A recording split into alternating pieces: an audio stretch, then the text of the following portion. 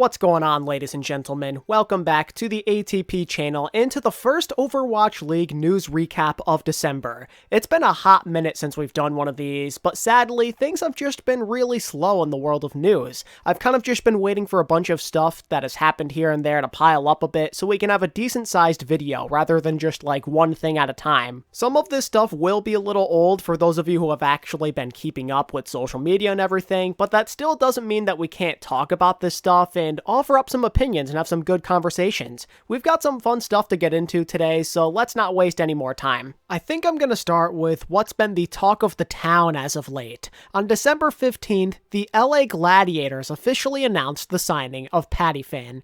While a leak on this came out quite some time ago, it's still very intriguing. For those who don't know him, Patiphan is an 18-year-old flex DPS prodigy out of Thailand, and he's the first Thai player since Mickey in the league, and a lot of people are hyped. He's very much known for his projectile play and things like Tracer and Widowmaker. A lot of fans recognize him for his explosive play in the World Cup, or during the 2019 Gauntlet on Talon Esports. He's always been a very high-skill player. The issue has always been his age, because he started playing this game when he was extremely young, as he didn't turn 18 until September, so he pretty much had no choice but to bide his time despite being more than league ready. And with the horrible state that Contenders has kind of been in recently, he decided to spend more time playing professional Valorant, and from what I could tell, he was pretty good at it, and that has led to a lot of questions. With how he recently performed in a game that is definitely on the rise, people can't help but wonder if his future would have been brighter in Valorant instead of Overwatch. And while that's a fair criticism, Patiphan has come out and said that Overwatch is what he loves, that is his passion, and this is the game that he wants to play professionally. Much respect to him in that regard, because Valorant definitely is in a way better spot currently. But hey, you're not going to hear me complain. That's more amazing talent that we get to watch in our league rather than somewhere else. And the Glads is a crazy place for him to sign. It makes sense given that FaZe used to coach him. It's an ideal signing spot. But man, does it also make that Gladiators DPS line insane on paper. Kevster and Ants on their own already have a very high ceiling. But now you're adding yet another dual threat type of player who can thrive on a huge range of heroes. Him and Kevster's combined pool gives the Gladiators some great versatility. The pop-off potential of this rotation is definitely one of the best in the league on paper.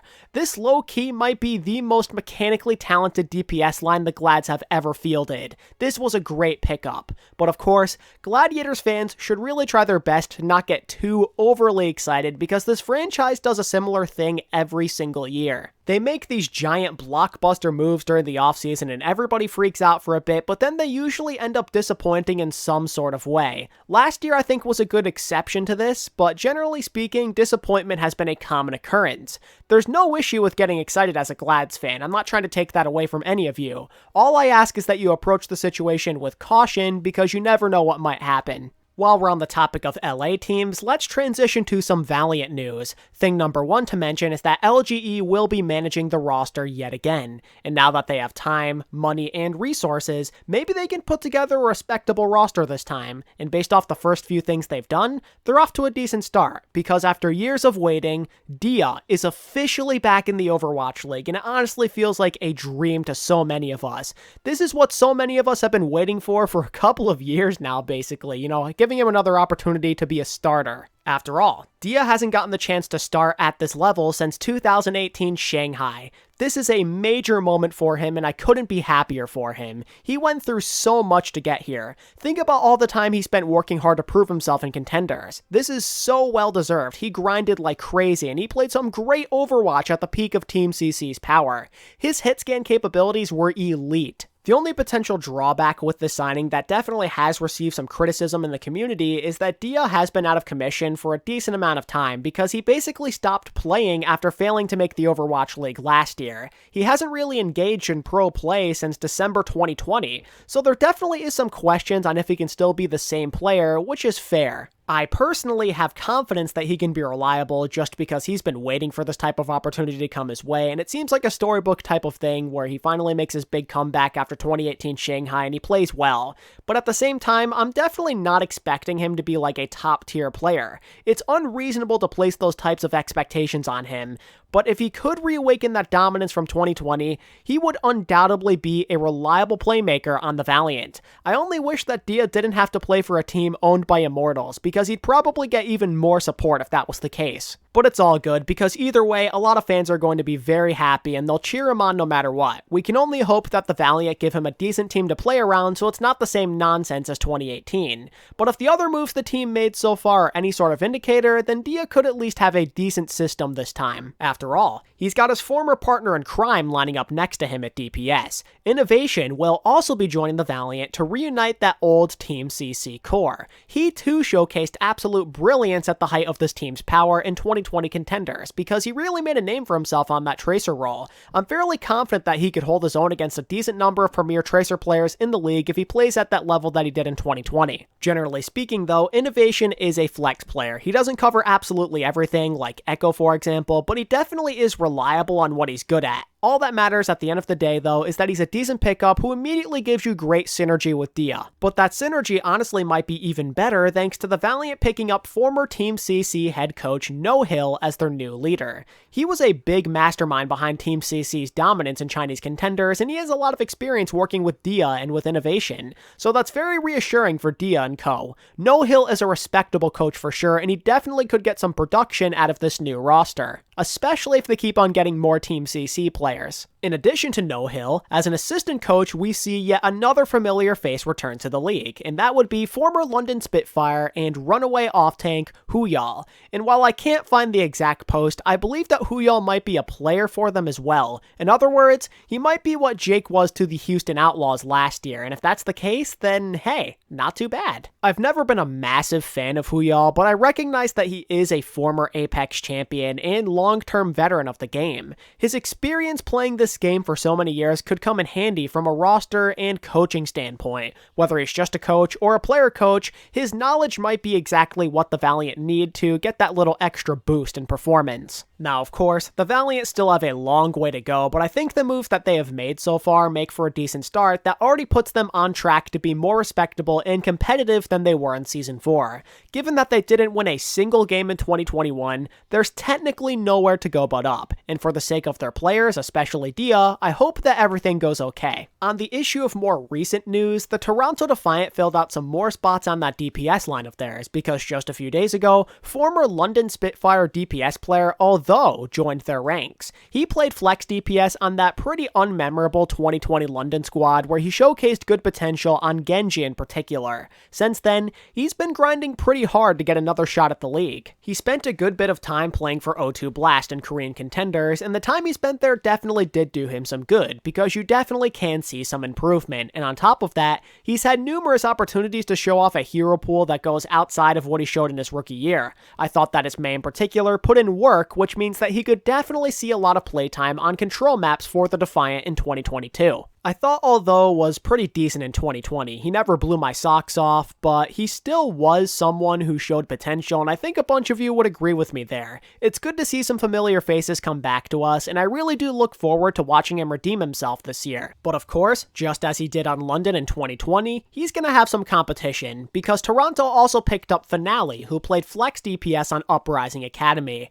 I personally am not as familiar with him as I am with Although, but from the scouting that I did in preparation for this video, I was impressed. He seemed reliable for his team no matter what the composition. He could play Echo, Tracer, Pharah, Reaper, Genji, among others. He appeared to be an effective and flexible playmaker who Toronto could use in a variety of situations. I'm not sure if Finale has like true superstar level potential or anything like that, but for what it's worth, I think that him and Hisu could be a reliable 1-2 punch, and with new signings at DPS comes a roster that's basically complete. They've got their core settled and it's not too shabby. They've got some clear-cut strengths at support and DPS, but there definitely are some question marks that have to be answered if Toronto want to be anything more than mid-tier, and I look forward to seeing if they can prove us wrong. The next segment I'd like to talk about is a bit on the other side, but still pretty significant nonetheless. The Washington Justice, as most of us know, parted ways with Fury earlier this month and replaced him with Kalios heading into the 2022 season. As for why Fury is out, the Justice said that they wanted to make him happy because he just wanted to play closer to home in Korea, and the Justice wanted to grant him that wish. Simple as that. As for where Fury is going to side next, it has not been officially announced. Given that he's playing for an APAC team, the options are rather limited. My theory is the Fusion, but you can't completely rule out the Dynasty either, despite them claiming claiming that their roster was done. A tank of Fury's caliber would be a game changer, so I think that you should definitely be keeping an eye out on this one. As for what this means for the Justice, it kind of goes without saying that on paper, a downgrade is incoming. No offense to Kalios, he's honestly a decent player who showed promise in a short time on New York, but he's got some big-time shoes to fill. Despite the Justice being inconsistent in 2021, Fury still did have some nice performances as one of the more reliable players on the roster. As a superstar-level veteran with championship experience, losing out on this type of player usually ends up hurting you. Again though, I want it to be known that Kalios is definitely not a bad pickup. It just doesn't seem likely that he could replicate the level of production that Fury puts out on a daily basis. I really do like Kalios though. I really thought that he put up some good games in the short time he played on New York, and he absolutely earned another chance at the league after what he showcased in contenders the last couple of years. His diva has improved leaps and bounds, and he's always had a great Zarya. I have no doubt in my mind that he'll make some good contributions on Washington. Fans honestly should not be panicking as much as they are.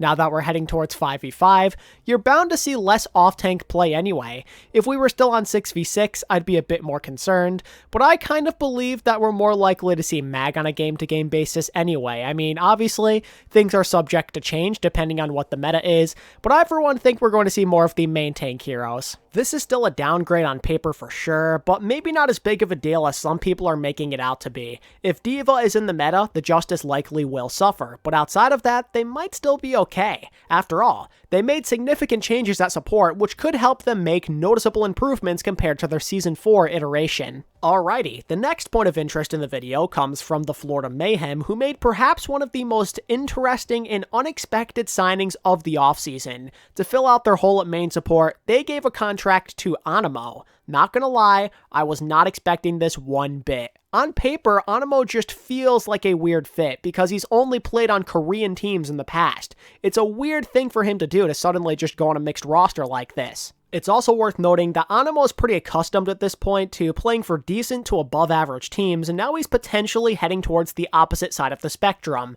But hey, at the end of the day, Florida needed a reliable main support, and Anamo was looking for a job, so I can't really blame him. He wants to stay in the league, and Florida needs him, or I guess they showed interest in him at least, so you might as well go for it if this is your only choice. It's funny though, despite this being his first non-Korean team, he's also strangely an okay fit at the same time due to the simple fact that he plays into Florida having this really diverse looking roster. It reminds me of Season 1 Philly in a way, where you have all these people from all over the world. And with Anamo having someone and Checkmate by his side, he's not going to feel totally lonely or like an outcast. And as a plus, for all my Florida fans watching, I hear his English is pretty decent. All in all, it's not a bad pickup if you're Florida. Anamo can be a veteran that the rest of this roster looks up to, and he's not a bad player either. In my opinion, he was decent on Seoul in 2021. Definitely not top tier, but still respectable. He got way too much hate, because in reality, he had a fairly productive Brig and a Lucio that was more aggressive than what we've seen in years past. Given how strange this pickup is, I definitely do have some concerns about how Anamo is going to fit in,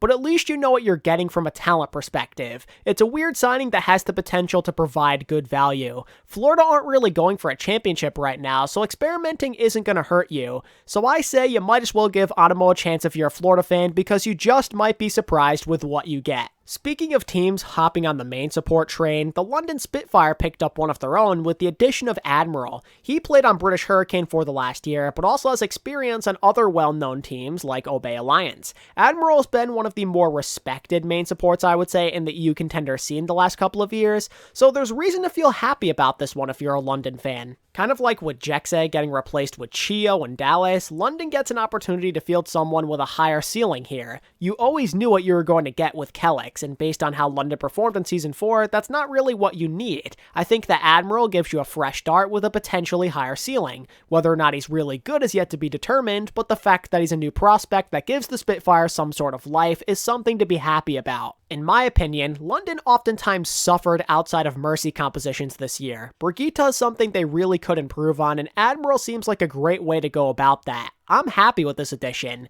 London have a fresh new support line to work with now, which could help them out tremendously as they attempt to have a comeback this year. There's no guarantee that they perform noticeably better, but they're at least putting themselves in a position to do so with these types of additions. Oh, and on the topic of London, they recently announced that their academy team, British Hurricane, will be going on an indefinite hiatus. And I gotta say, that is a real bummer, because they've arguably been the best EU contenders team ever. They've been around since the very beginning in 2018, which makes them one of the longest lasting contenders teams of all time and one of the longest lasting academy teams. Their incredible consistency and high levels of success are simply unforgettable. They've produced a handful of Overwatch League players and coaches and are quite easily one of the most highly respected Tier 2 teams of all time. It's unknown if they're ever going to come back, but for now, all we can do is remain hopeful. London no longer have access to that academy team of theirs, and I'm unsure why the Spitfire management and C9 came to this decision, but it definitely is a really sad moment. Hopefully one day they can reactivate this historic franchise. And finishing off the news for today's video is a few retirements and one break. Both Michelle and IDK are officially done with professional Overwatch, while OG has decided to take a break from his coaching pursuit to do his mandatory military service back in Korea. All of these guys have been around the scene for quite some time, and it's really depressing to see all of them potentially never come back, because I can recall great memories of all of them. For OG, I think that Stage 4 2018 really stands out to me when he played with Seagull and Taimu and Mickey and all those guys, but also Stage 2 2019 at the Dallas homestand. It makes me feel very emotional. Watching OG triumph with tears in his eyes in front of that Dallas crowd is unforgettable. As for IDK, his Lucio play on the Spark in 2019 was some of the best we've ever seen because his boops were elite. He made GOATs that much more enjoyable to watch, and he even won a Roll Star for all of his troubles. He was an OG member of that Spark team who played an integral role in their early success and getting their foot in the door as one of the better franchises. And finally with Michelle, his play was inspiring on the 2019 Dynasty. Despite being a Zumba lover, he won me over pretty early with elite consistency on D.Va and Roadhog, and who could forget about his iconic Sombra, which played a huge role in the Dynasty pulling off that upset against the NYXL in the Stage 1 playoffs of 2019. It was a joy watching Michelle the last couple of years, and I wish him, along with OG and IDK, all of the fortune in the world in their future. But yeah, that pretty much does it for me in this episode of the off-season news recap, ladies and gentlemen. Things have been a little slow, but I suspect that you will see the activity start to ramp up a bit again as we head more towards the new year. After all, plenty of teams still need to make some more moves, and other teams need to make announcements in general, and I'll have you covered every step of the way, I promise. So be sure to subscribe if you want to stay up to date on all the latest news and my opinions on them. And as always, I wanted to thank all of you so much for watching this video. I appreciate your support so much, and until next time, this is ATP, signing out. Peace.